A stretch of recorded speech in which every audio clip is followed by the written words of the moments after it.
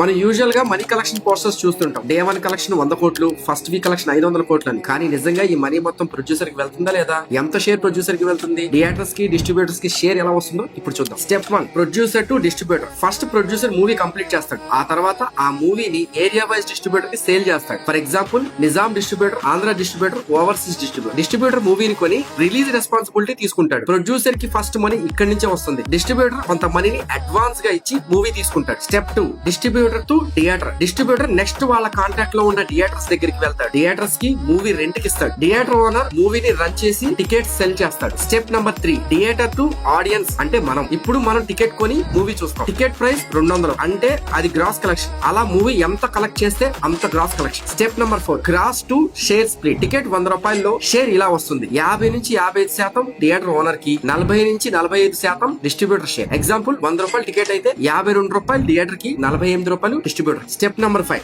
Distributor recovery. Distributor కి వచ్చిన share నుంచి ఫస్ట్ తన ఇన్వెస్ట్మెంట్ రికవర్ చేస్తాడు. మూవీ 20 కోట్లు కొంటే ఆ 20 కోట్లు వచ్చే వరకు మనీ డిస్ట్రిబ్యూటర్ దగ్గరే ఉంటాయి. ఆ 20 కోట్లు ఎప్పుడైతే దాటుతుందో దాన్నే బ్రేక్ ఈవెన్ అంటాం. అప్పటి వరకు ప్రొడ్యూసర్ కి ఎక్స్ట్రా మనీ రాదు. ఇప్పుడు profit sharing. Break even cross అయ్యాక వచ్చిన మనీని ప్రొడ్యూసర్ ప్లస్ డిస్ట్రిబ్యూటర్ మధ్య షేర్ అవుతుంది. 70% ప్రొడ్యూసర్, 30% డిస్ట్రిబ్యూటర్. ఆర్ అగ్రిమెంట్ ని బట్టి చేంజ్ అవుతుంది. ఎగ్జాంపుల్, మూవీ డిస్ట్రిబ్యూటర్ రికవరీ దాటి 20 కోట్లు కలెక్ట్ చేసిందంటే దాంట్లో షేర్ ప్రొడ్యూసర్ కి 14 కోట్లు, డిస్ట్రిబ్యూటర్ కి 6 కోట్లు. అదే ఒకవేళ సినిమా ఫ్లాప్ అయితే ఫస్ట్ లాస్ట్ చూసేది డిస్ట్రిబ్యూటర్. ఎందుకంటే చాలా కేసెస్ లో ప్రొడ్యూసర్ కి ఇచ్చిన అమౌంట్ తిరిగి రాదు. హై ఎక్స్పెక్టేషన్ తో మూవీ రిలీజ్ అయ్యి ప్రొడ్యూసర్ కి లాస్ట్ ఇచ్చిన మూవీ పేరేంటో కమెంట్ చేయండి.